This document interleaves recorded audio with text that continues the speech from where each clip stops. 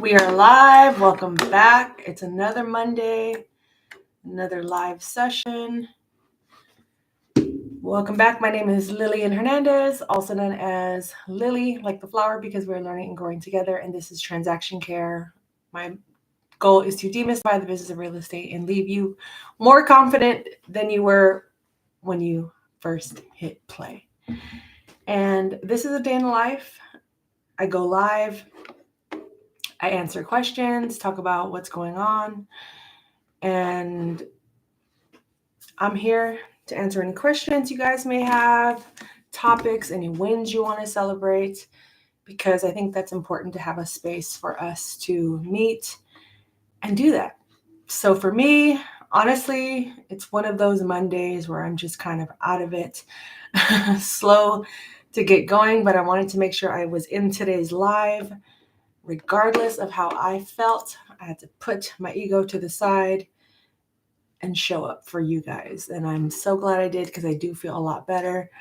And it's really just tiredness from the weekend. It's nothing ultimately serious or whatnot. It's just sometimes I'm just tired.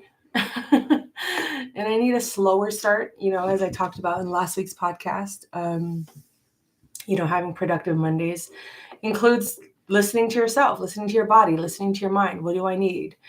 Do I want to push through, or do I need to just ease up?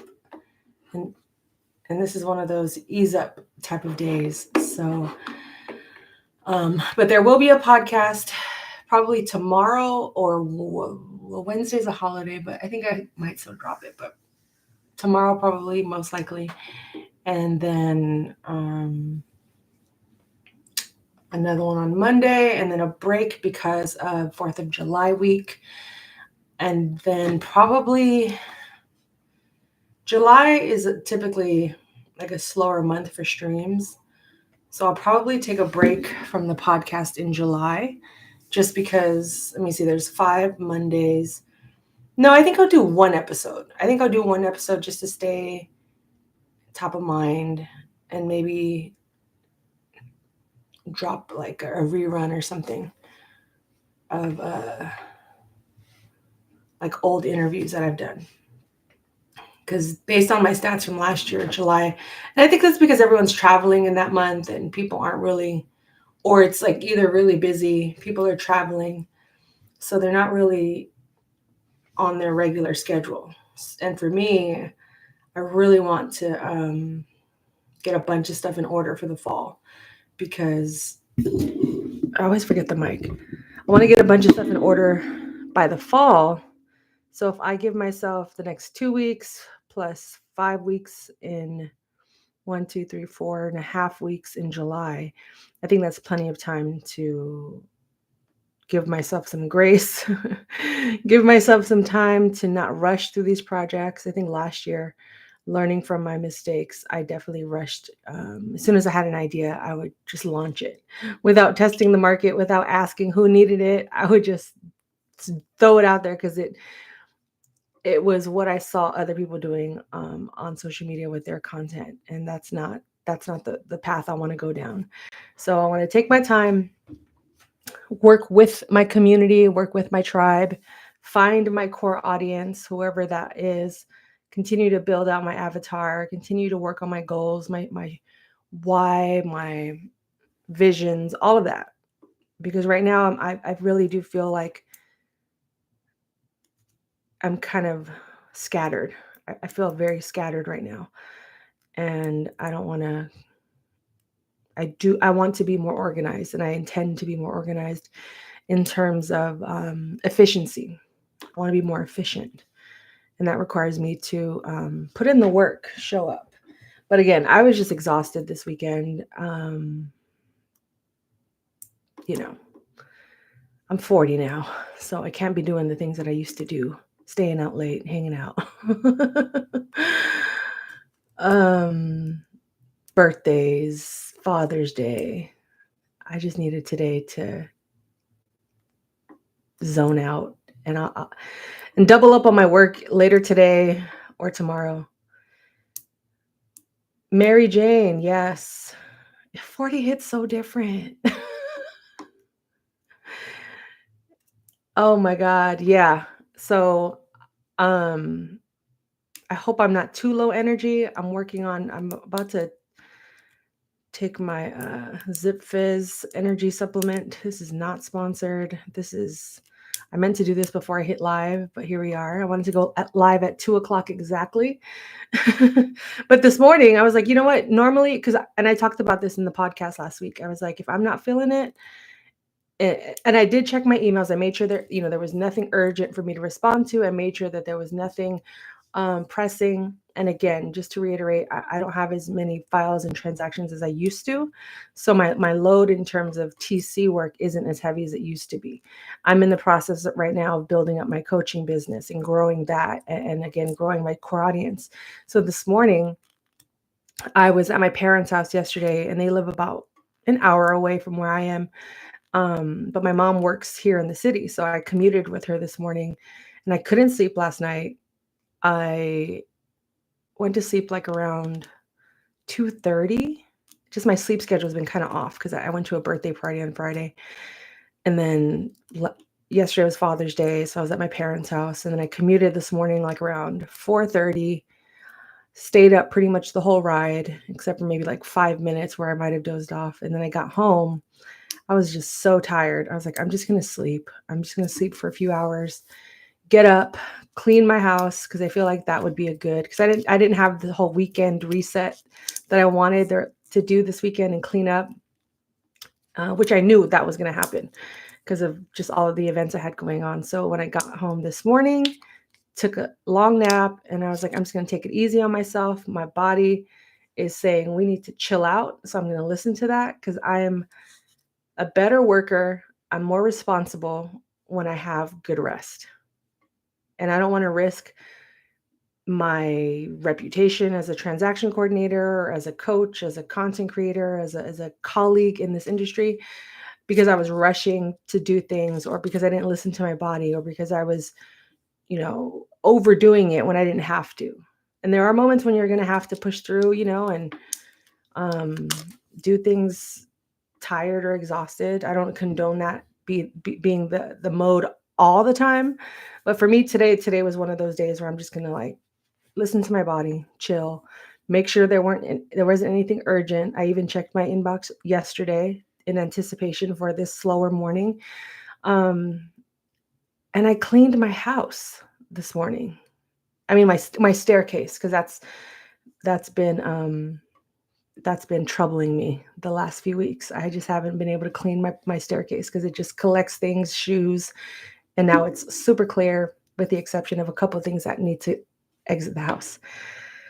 I've been a TC since, I've worked in real estate for the last 20 years, so 2 decades. I started part-time in 2004, and then I was trained to be a TC around, and I was the office assistant for the two transaction coordinators. So technically, I've been working in real estate for 2 decades, 20 years, as of June 4th, 2020, this year.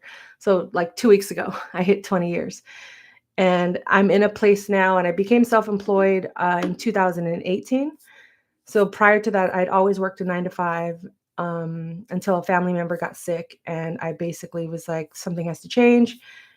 My bosses refused to let me work from home. And at that point, I was like, I either have to take this leap of faith that I've been trying to leap for the last 2 years, or just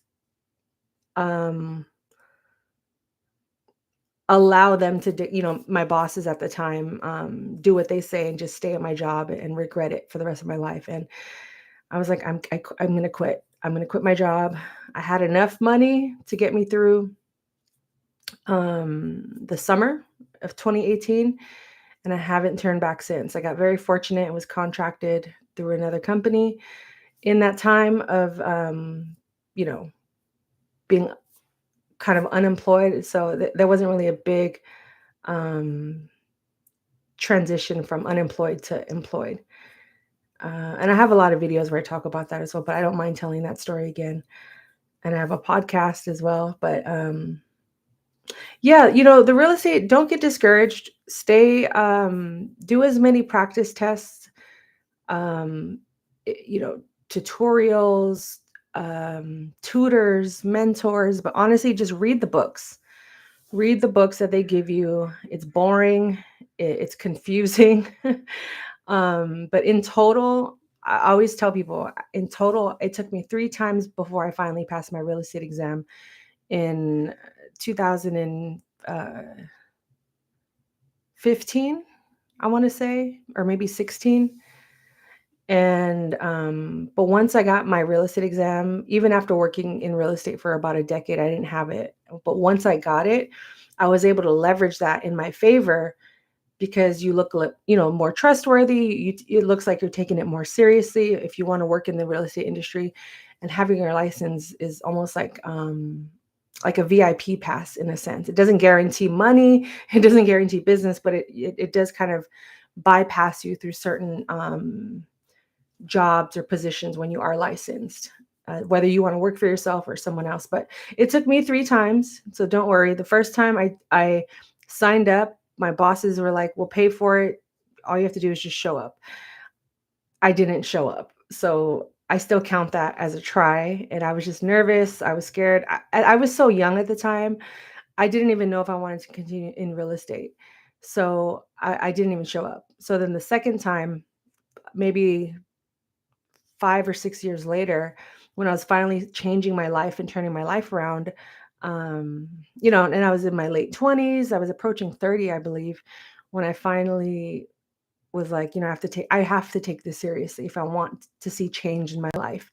And at this point, I can't shake real estate. So the next steps are to get my license. And in California, there's also a certification program for TCs. It's not required, but I took the initiative to get my real estate license and to get certified, because I just knew that one day in the future I'm going to need these pieces of paper. You know what I mean? Just as leverage. I still may not know everything about real estate, but I know that I have these pieces of paper and be like, bam, you can't, talk to me nice. But it definitely, it takes a lot of discipline. So the second time I took my test, at the last minute, at the very last minute, I talked myself out of it, in the sense of like, I allowed the doubt to creep into my mind. And instead of believing that I could pass, that I'm going to pass, like the imposter syndrome kicked in, the shame of the possibility of failing kicked in. So I psyched myself out to the point where I actually took the test. I went, I'm in San Francisco. I had to go to Oakland. So I crossed the bridge, took the day off, all of that. And as soon as I got to the facility, I just felt it in my gut. I was like, oh, I'm just going to go take the test and not, I just want to go see what it's like. And I ended up, and they tell you the results if you fail. So I failed by like 2 or 3%. And I was so disappointed in myself. And at that point, I was like, I refuse to second guess or short myself out of fear, out of the unknown, out of just all of that doubt, because I was more than capable. I put in the work, I put in the hours. So after that, I rescheduled my test. And I remember, because at this point, because I had to redo it, I had to redo it in the winter time. So now I'm like studying and locking myself in the room, just eating, using the bathroom, freshening up, going back to studying, um, during the Christmas time, the holidays, so I'm kind of like missing out on stuff. And I was like, this is my own fault. This is what I get. I'm not going to be too hard on myself, but at the same time, I have to use this as a reference point moving forward, that if we're going to commit to something, we're going to go all the way. No matter what the results are, we're going to be confident in those results.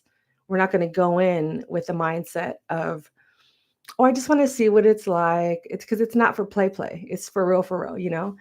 And yeah, so that's why I want mine to work for myself. Yeah. So, the process of working for yourself, depending on what you want to do in real estate, obviously, if you want to help people buy and sell real estate, you definitely need your license. You're going to have to pay, um, monthly or annual dues to whatever association you belong to for your state, or the National Association of Realtors. So in the process of you working on getting your license, I suggest using this time to start stacking and getting in the habits of thinking like an entrepreneur, because that was definitely a mistake I made in the beginning when I went from my 9 to 5 to self-employed. I mean, don't get me wrong, the freedom was amazing. I loved not having to report to anyone, not having to get dressed up or even put on a bra. You know what I mean? But I underestimated what it was like to actually run your own business in terms of having boundaries, in terms of when to say yes or no to business, in terms of how to ask for help. I wasn't prepared or equipped to do any of that because I always had the support of someone at an office. Whereas now I'm responsible for everything financially, my insurance, my equipment, my taxes. So in the process of you working on getting your license, already be thinking and acting like you're self-employed or an entrepreneur, because then by the time you get your license, you're already ahead of the game. You don't have to start that process as soon as you get your certificate. You know what I mean? Let's see. I've been in property management for 21 years with apartments. Now want to move to the next step. Yes, I ran my own business for 2 years and I was so see, yeah, exactly. And it again, we use that information when you're unprepared to get ready, as much as possible, because obviously we're not going to be ready for every scenario. That's just impossible. But I will say the best thing I could have ever done for myself was saving money ahead of time. And of course, I'm still trying to understand financial literacy, and right now, as I'm pivoting into a different direction with my business, I'm not making money as consistently as I was in the last 5 years. Let's see. Tell me what you like about transaction coordination. So to me, what I like about transaction coordination, that there's several different perspectives I can talk about transaction coordination from. Transaction coordination as a job, if you're more introverted, it's definitely more suitable for you. If you're someone that prefers to be more behind the scenes and is good with paperwork, is someone that is organized, someone that is efficient, has great communication skills, someone that is willing to advocate not just for themselves, but for the people involved in the transaction, someone that's great with working with the team. I think those elements make for a great transaction coordinator and a great, or at least a good experience as a transaction coordinator, because there's a lot of paperwork and a lot of moving parts when you become a TC. It's not just it's not just checking emails and replying to them. There's a lot of compliance involved. There's a lot of disclosures involved. There's a lot of checking and double checking, triple checking, quadruple checking until you get a complete file. And you could know the basics, but you will run into scenarios where certain situations are nuanced. You know what I mean? And where you've never experienced, or it wasn't in the manual or the real estate books, right? But that just comes with doing it. And you got ready to take a course on it and changed my mind. What made you change your mind? Because I'm curious, because a part of what I want to do for the community is not just come here on live, but also create a space where we can build more confidence to not just work in real estate, but to feel confident in the next stages of our field. And if the information that's out there right now is discouraging, what is it that I could do, or at least collaborate with someone to make it less daunting, or to make it easier, or to, you get what I mean? To make it more accessible. Because it's definitely, I know when I sign up for courses online or whatnot, and you get all access pass to all of it, but then you see it's like 60 modules with course within course with homework. That's overwhelming. And there's so many courses out there. Like for me personally, I don't want to create another one. It's more so I have so much information here on my YouTube channel. What is a way that I can organize it or create more of it, or maybe create like exclusive content for people to pay for, but also have access to me on a one-on-one basis or group setting where we come together and apply it. Is it workshops? Is it monthly, like a monthly group coaching service? So I'm always curious to know what happened, when people sign up and then change their mind. Excuse me.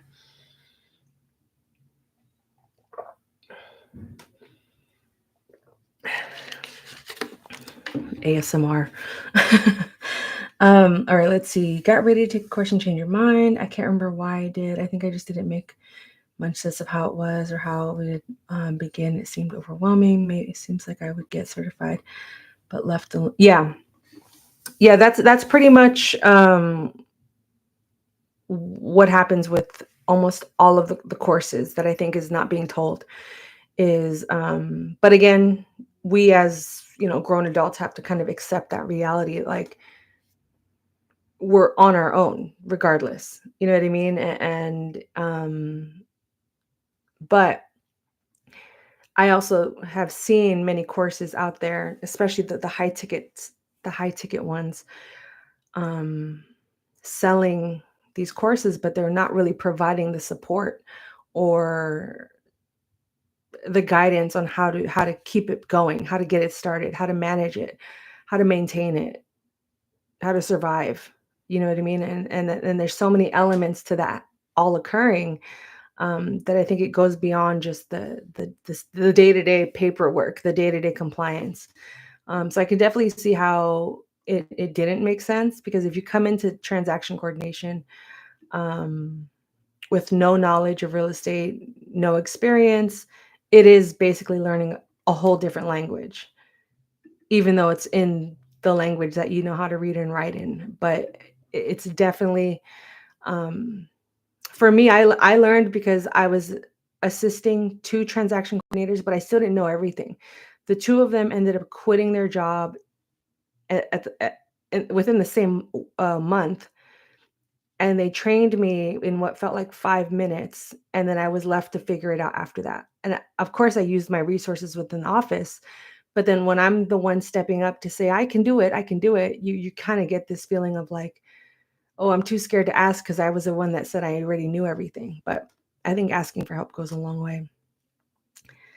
Hi, Karen. I live in North Carolina and found a course to take. I only see programmed through a real estate broker. I would like to take part with to become a transaction coordinator.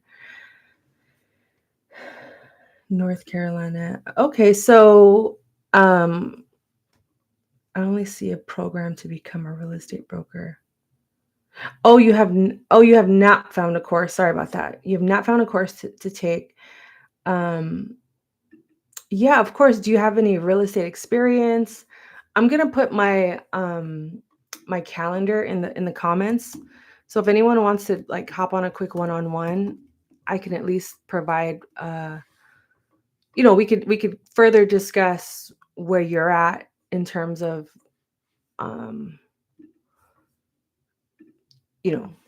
real estate and the different courses, because it's definitely, like we were talking about in the comments previously, it's definitely transaction coordination is possible, but it does require a lot of time and energy and understanding of real estate in order to do the work. So if you have an opportunity to become an assistant or work in the office to learn it and work your way up, I always suggest that's like the best route, if that's a possibility in your life, is to kind of start just within the system, finding a job within the real estate industry as you're learning how to become a transaction coordinator. And even if that means like assisting or interning for other transaction coordinators in your state to teach you. I'm not, let me see, I'm not sure if I'm aware of any North Carolina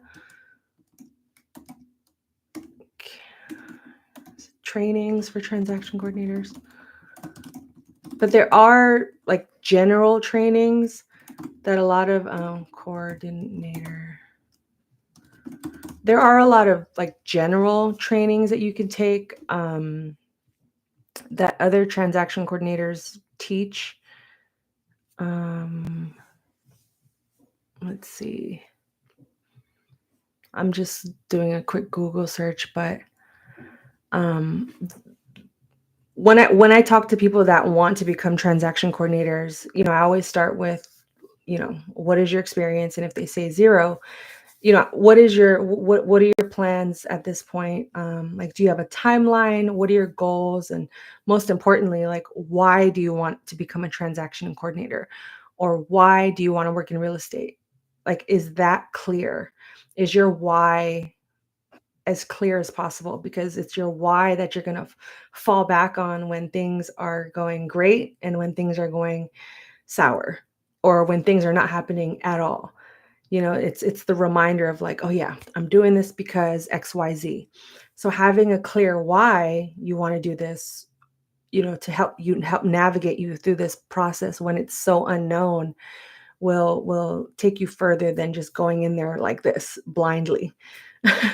So start with the process of why you want to do it, why you want to become a transaction coordinator.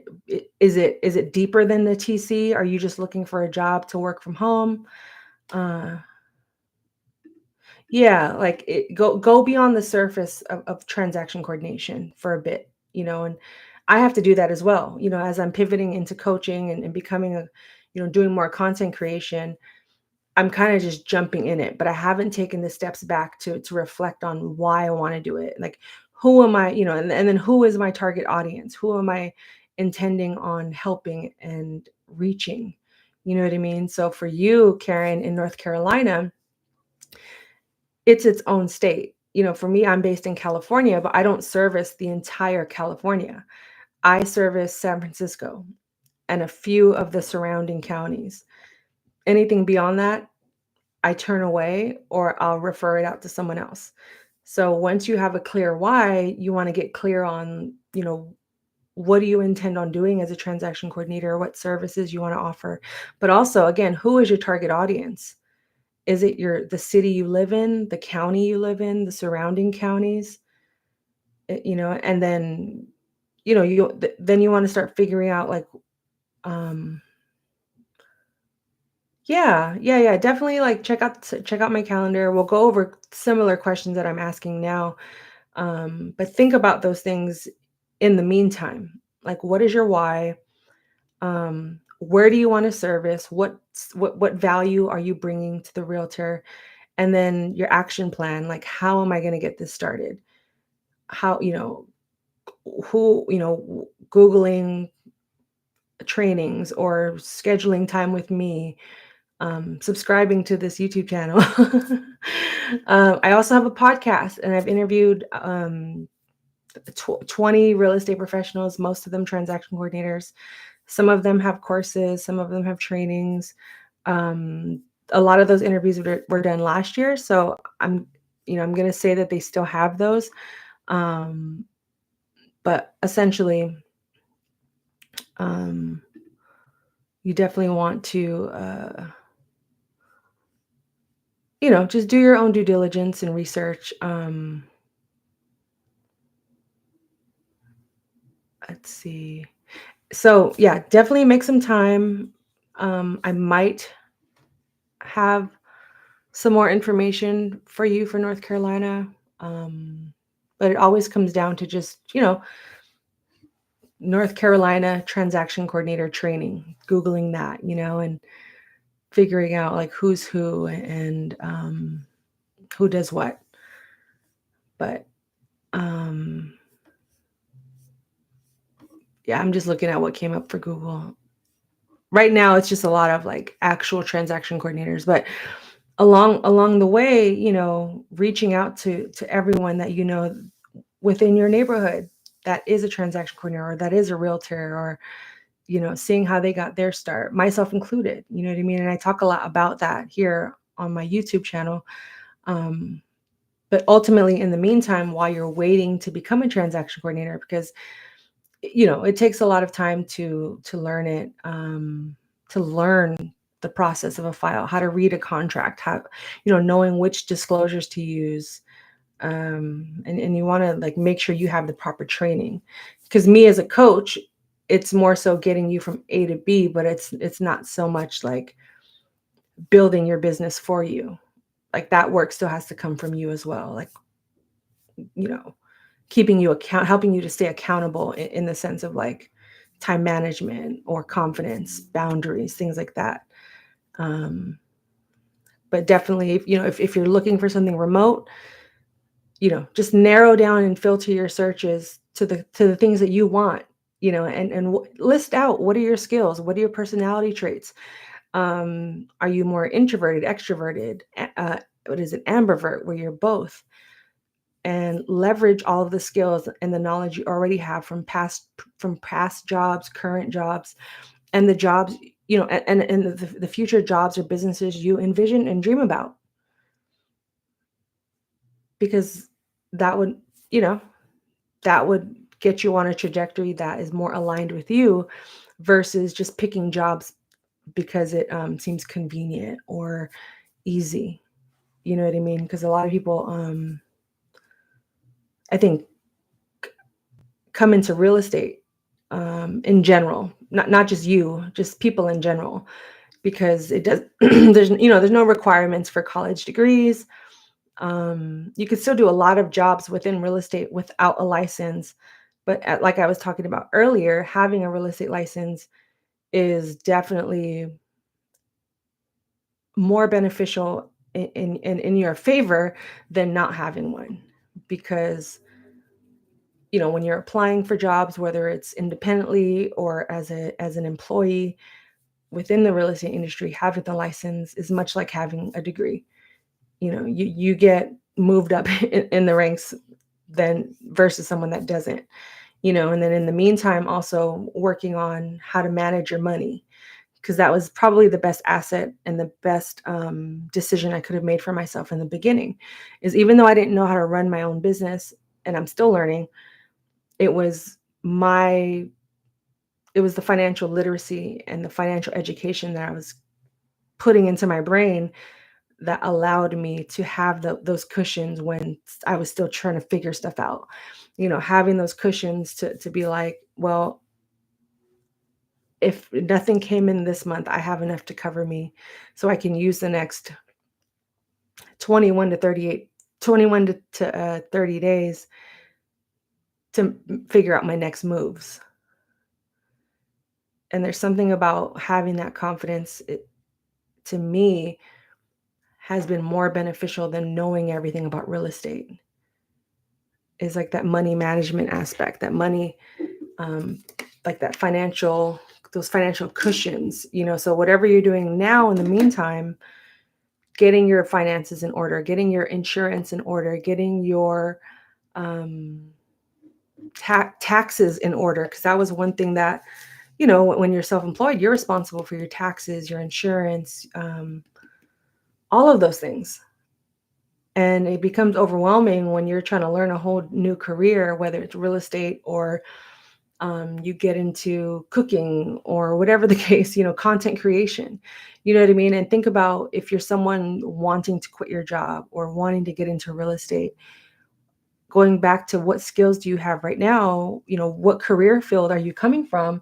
And is that something in the meantime you can help people navigate or coach them through, while you're learning a whole new field and industry like real estate? Like a lot of people are coming from like the medical field or even property management. And it's like, excuse me, my drink just spilled all over me. I was trying to be discreet and it spilled all over me.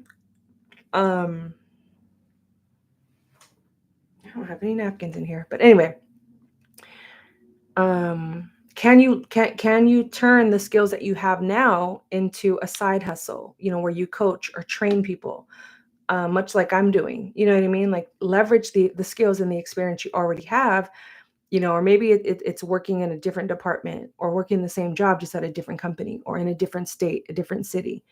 Or maybe, asking for a raise, or maybe you just need a vacation. You know what I mean? Like, but it's not to discourage you from becoming a TC. It's more so from, looking back on how my journey went. I wish that someone was there to, ask me these types of questions before I just, you know, went full in on transaction coordination. But it doesn't mean I have regrets, but it's more so now that I'm in a different place with my career, these are questions I ask myself. And these are, you know, areas of my life that I'm still learning about myself. Excuse me. Sorry about that. Trying not to make a mess. It's my energy drink, my B12 drink. Oh, it's getting all over the place. We're just going to put that to the side, guys. You're welcome, Karen. Any other questions or feedback? But definitely, if any of those times don't work, just, you can email me. I'm going to put my email, transactioncare.com. You can just email me directly there, and we can go back and forth, or we can figure out a different time if those times don't work. But yeah. I mean, use this time, because it seems like you're in a season of transition with your career, but use this time to reflect on what you have done. Putting all that on paper, celebrating any wins that you haven't given yourself time to celebrate. Think about the areas where you have made mistakes and you want to improve on. That doesn't make you any less of a person or any less of an employee. It just means, okay, I'm going to invest a little bit more time in these areas where I can do better. Or maybe those skills are irrelevant in whatever else you're trying to do next. And there was a reason why it just wasn't working out. But also, again, doubling down and leveraging the skills you already do possess and have, and almost like designing a career for yourself. It'll help you filter out the career path and choices and the jobs that are available when you are able to understand who you are and what you bring, and knowing what your values are, what your boundaries are, when you want to work, how you want to work, online, in person, mix of both. Do you want to commute? Do you want to stay home? All these are just like filters to help you understand what it is you want to do next. And then when it comes to transaction coordination, do you want to do residential? Do you want to do commercial? Are you going to get your real estate license? Are you not? And if you are you going to do it in the next 6 months or the next 5 years? Whatever you decide, it's your life, it's your choice. You just have to know or have a general idea of what your next steps are going to be, to decrease the time that to decrease the space or the opportunity for procrastination or self-doubt or insecurity or, imposter syndrome, is knowing like a few of your next steps, and having them in mind. Because when I forget that I have a to-do list or that I have goals, I'll just sit there and be like discouraged. And I have to remind myself, like, yo, that's why I have like signs up here, like, do the work. Because if I don't remind myself, I'll forget that I'm ambitious. It's the oddest thing.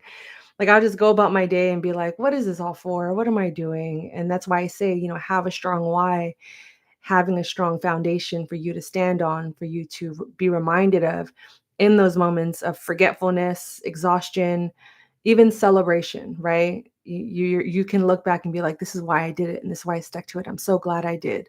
Or I'm struggling right now. I need a fresh reminder of how to, to keep going.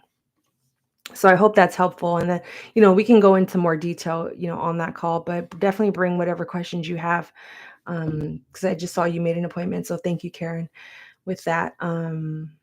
Because it's all about just getting clear on what you need and what your timeline is, what your budget is. It's definitely going to cost money to do this job.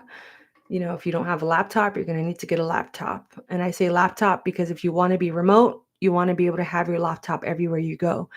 And I always talk about having boundaries and having, hours, set work hours. But at the same time, if you're going to be away from your desk for a long period of time, just always have your laptop just in case.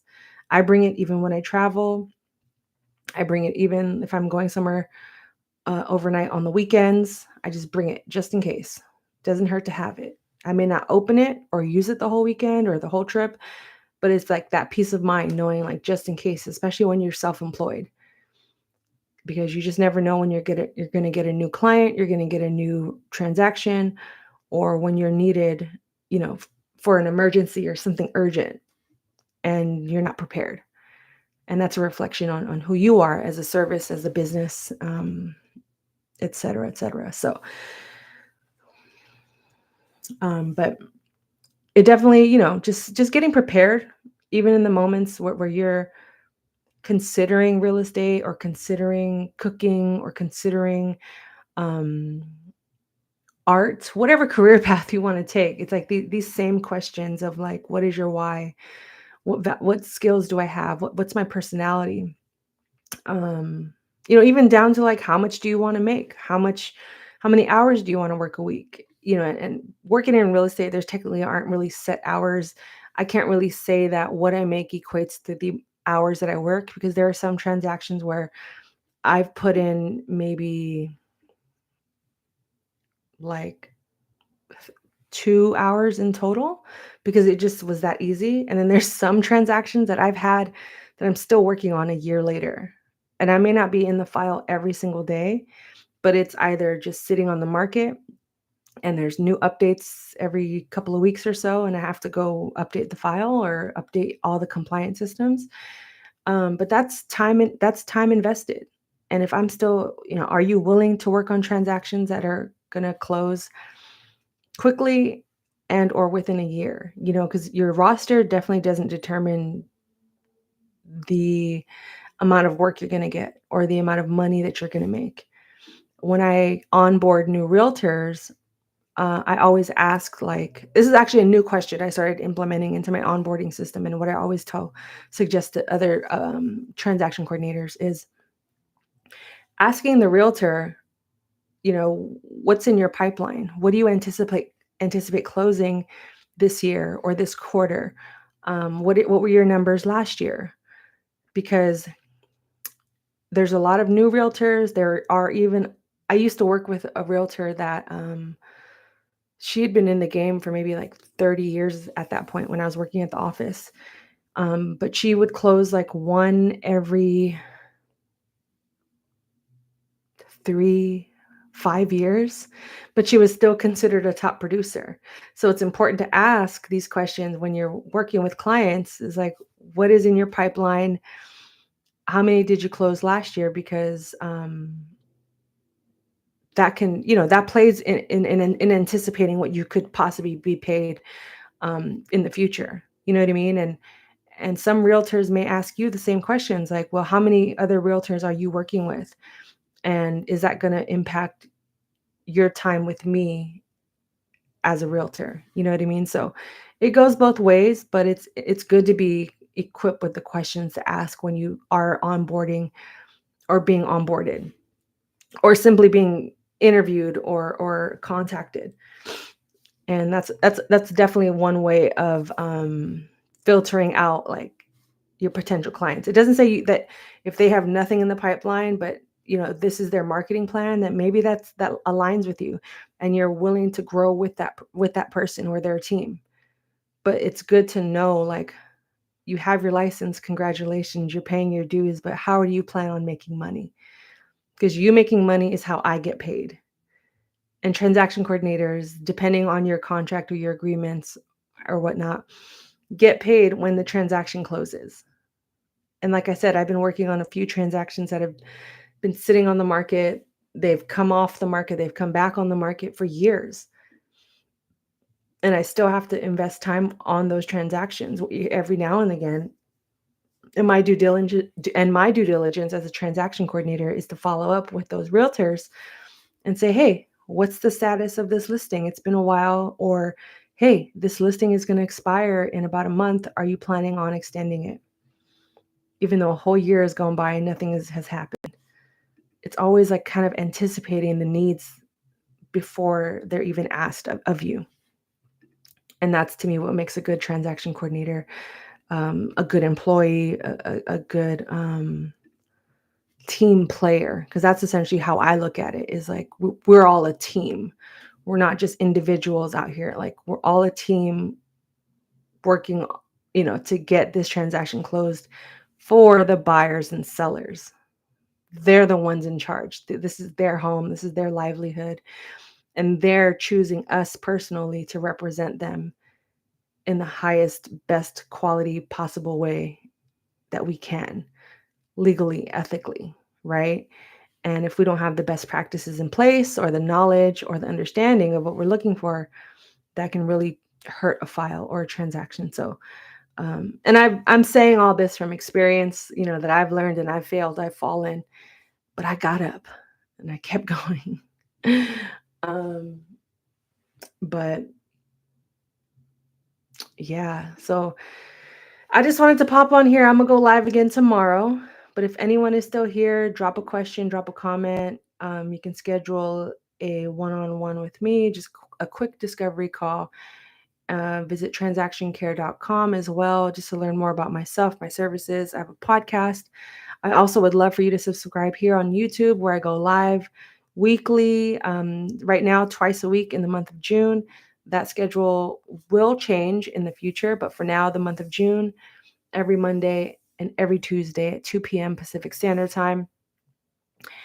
And I also go live on TikTok. It's fun over there on TikTok. If you're on TikTok, you got to get on it. It's a good time. What else? But just stay tuned. I'm building my community, one brick at a time. And I thank you all for watching. If you've even made it this far, shout out to everyone that was in the live today. I'm so glad I get to interact with you guys and just, be a resource, at least help you get on the right path, even if I don't have the answers. But if I do, that's even better. But I'm here to work with you and get you going on this journey of either self-employment, career change, whatever the case may be. But stay encouraged, because we need it. We need it. And again, visit transactioncare.com. Please hit that subscribe button. Share this, rewatch it, bookmark it, do what you got to do. And until the next one, this has been fun. Check in, hit that subscribe button. I appreciate you all. See you on the next live.